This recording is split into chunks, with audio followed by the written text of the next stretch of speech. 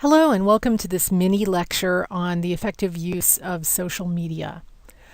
I want to start by talking a little bit about some common misconceptions when it comes to digital media, and specifically something called the digital divide.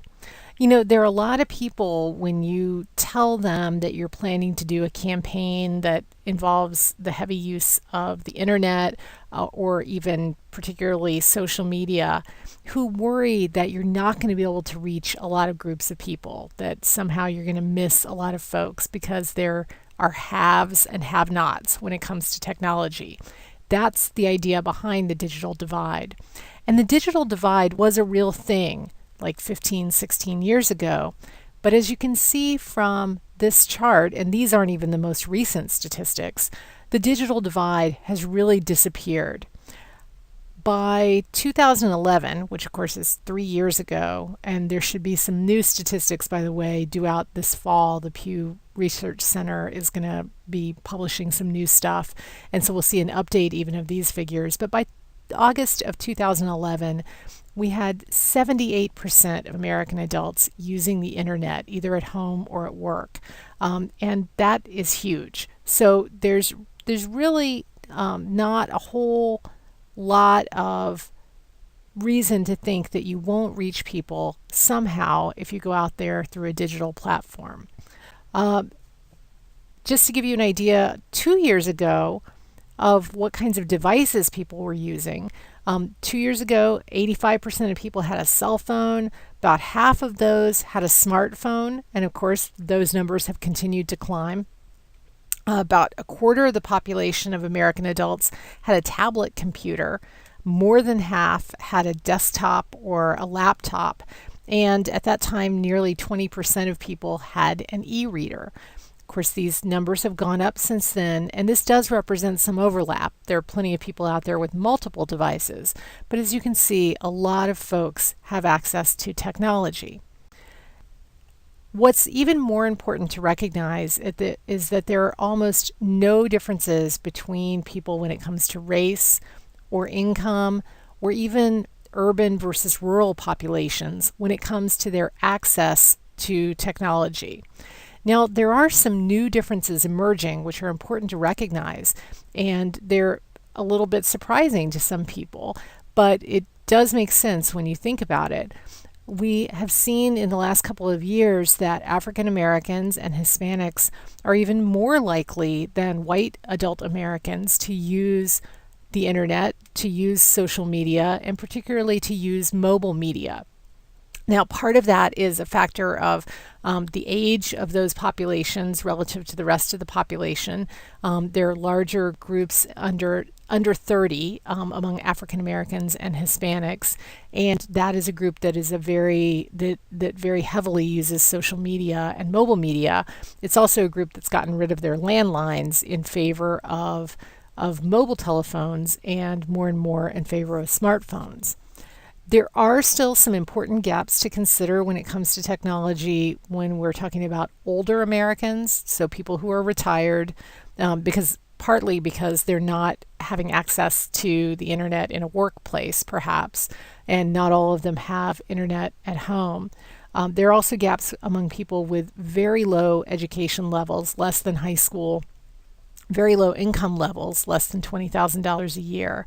And then, of course, on a more global basis, there are big differences in internet access when we look at the developed world versus the non-developed world.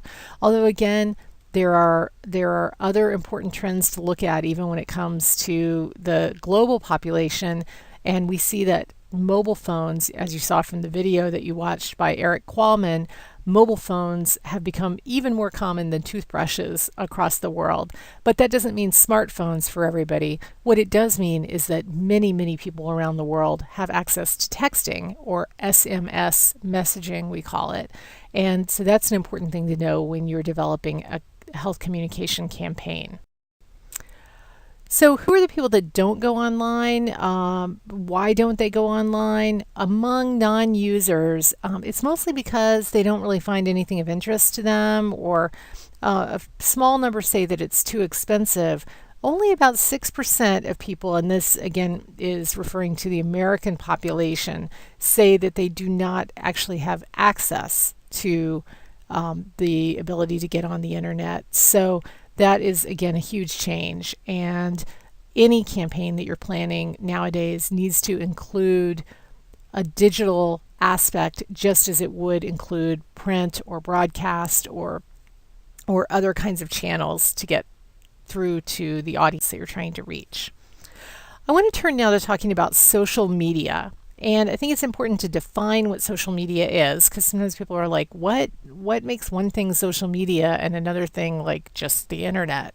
And the two main features of social media that really define it are the fact that it involves collaboratively created, user created content. So people are working together, adding content to things, and they are the ones, the users are the ones who are creating it, not the people who own the websites or own the platforms. And second, content on social media is easily shared with others. That's one of the social aspects of it. So those two things together make something social media.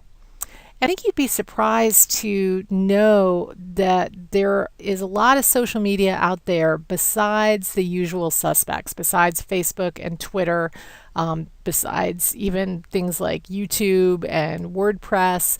What else is there? Well, this is a partial list. There are probably other things I could have included here, but a few things I want to highlight for you that you may not have thought of in the social media category. Reviews on places like Amazon. Again, user created content, easy to share with other people.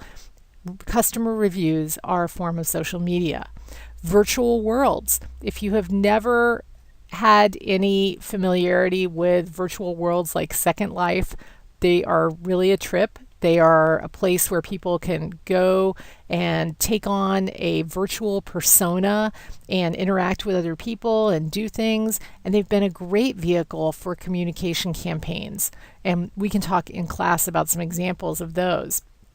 Also, massively multiplayer role-playing games like World of Warcraft can be considered social media. Again, users create the storyline and it's easy to share.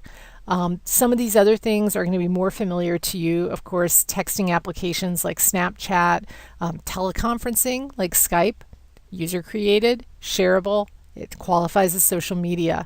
And of course, things like social bookmarking, Pinterest, all of those photo sharing programs that are out there.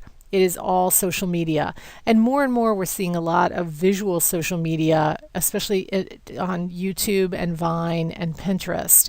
And so again, when you're considering a campaign, you need to be including some visual elements in that campaign in order to reach people fully. So when we talk about the web as it is today and we talk about social media, a lot of people refer to these things sort of collectively as Web 2.0. What does that mean? What is it that distinguishes Web 2.0? Well, a few concepts that I think are important to consider as a communicator. First of all, shifting relationships. It used to be that we would just put a message out there, like kind of broadcast a message to people, and we didn't really care, that much about how interested they were. They didn't have that many choices. People have a lot of choices today. Instead of pushing information at them, we need to pull them to us. And that's a very big paradigm shift in the way we think about how we communicate with our audiences. It's also typically more of a relationship, not a one-time interaction. So you're building for the long term. You're looking for dialogue. This is a two-way street, not a one-way, pressured sales pitch that's out there. This is a dialogue, and you need to think in those terms. And another shift has been thinking of groups that we're trying to reach as more of a community than an audience. Second big paradigm shift is shifting control and credibility. And this is especially troubling to people who've been in communication for a long time, people who've been in business for a long time. When you go out on social media and users create the content, you are giving up control. You're not giving up total control, but you're giving up a lot of control. And that's kind of scary to people, but that is the wave of the future. What it takes from communicators then is being very honest, being transparent, because if you're talking to a community and users can create content and they find out that you're lying or you're spinning things, that's going to get around very quickly. So you have to be as transparent and honest with your audience, with your community as possible. Secondly, thinking about yourself as a participant, not a controller. And a very important thing, and this is particularly relevant to health communication, is that peers now occupy the same kind of credible space in many cases that only experts used to occupy. People depend on the recommendations of their friends, their loved ones, and even strangers who are not experts, but who are their peers, who are like them and are sharing their ideas out there. One thing that I'd be remiss in not mentioning, if I skipped over it, is the idea of social media and crisis communication. Because a lot of people are like, well, okay, if we give up this control, what happens if something bad gets out there? And usually people are talking about inaccurate information, sometimes, stuff that like rumors that start, lies that people might tell about your organization, your issue, your product, whatever it is. And secondly, accurate information that is nonetheless embarrassing. So what do you do if that kind of stuff gets out there? Well, there's no really easy answer about that, but I would harken back to some of the things that we just talked about on the previous slide when you're thinking about what to do. I mean, first of all, you want to think about, like realistically, how big a problem is it? So, how fast is it going to travel? How many people are going to find out about it? And some of that depends on the credibility of the source that's spreading the information, how relevant or salient it is to people, because, if it doesn't involve them, they may not even pay attention.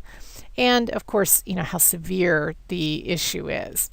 But how do you respond? The first thing is to decide whether you're going to ignore it or engage with people. And again, when I said, harken back to the previous slide, think about, being transparent, not spinning things. Think about bringing in peers rather than you, the expert, talking about an issue or correcting misinformation. Go back to some of those things and think, is there a way that we can do it this way? And then, of course, there is the decision, are you going to be really overt? Are you going to go out there and make a big deal of it? Or are you going to quietly try to correct things? And that's something that depends very much on the situation. I would say, though, overall, that often when there are problems out there that are truly created by, a bad person, an evil person, social media has a way of taking care of those problems in a way that sort of outs the truth ultimately. You will see that when people say negative things, when people act like trolls on social media, often other people will really blast them for that, and they will come out and defend your organization against the trolls, against the rumor mongers, whatever. So you can worry a little less about losing control, sleep a little better if you think of it that way, that eventually the truth will come out. Now, if it's something that's embarrassing and it's nonetheless the truth, you may just have to deal with it. But the good news is social media forgets pretty quickly and they'll be on to the next subject before you know it. So that's a little overview of social media, and I look forward